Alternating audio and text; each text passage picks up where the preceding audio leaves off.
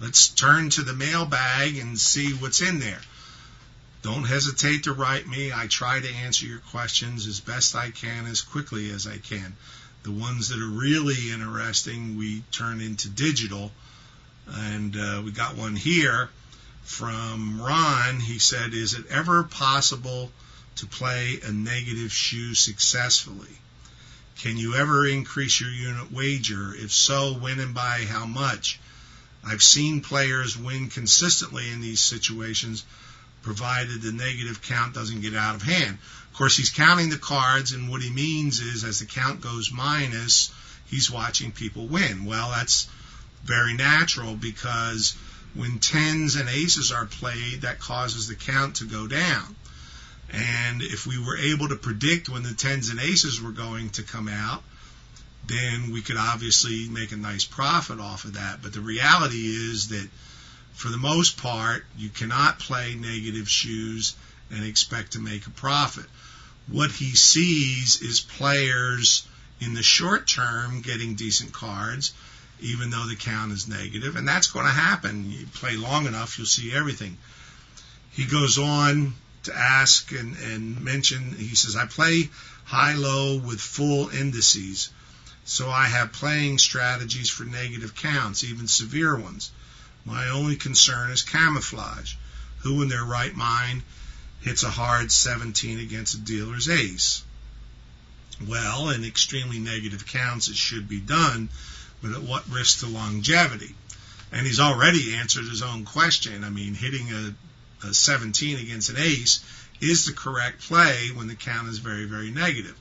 But first of all, as I say in my lessons, you shouldn't be playing such a negative count. You need to get up from the table when the true count drops to -2. Whenever you can, get away from that table. You'll save yourself a lot of money by doing that. He says here, too, that I've been trapped too many times in positive 4-deck games. The smaller ranks keep appearing, even with good penetration, yet the paint never seems to hit the felt, or the dealer continues to make hand after hand. I have a very difficult time leaving a positive count situation. Should I reconsider my strategy? Is there a time to leave a game with a positive count? If so, when?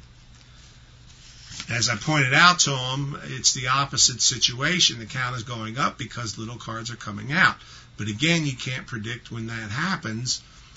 But if the count is higher, then you want to get more money out on the table. It's just that simple. Sure, it's frustrating. You get a 20, dealer gets a 20, or the dealer gets a blackjack, you get a 16.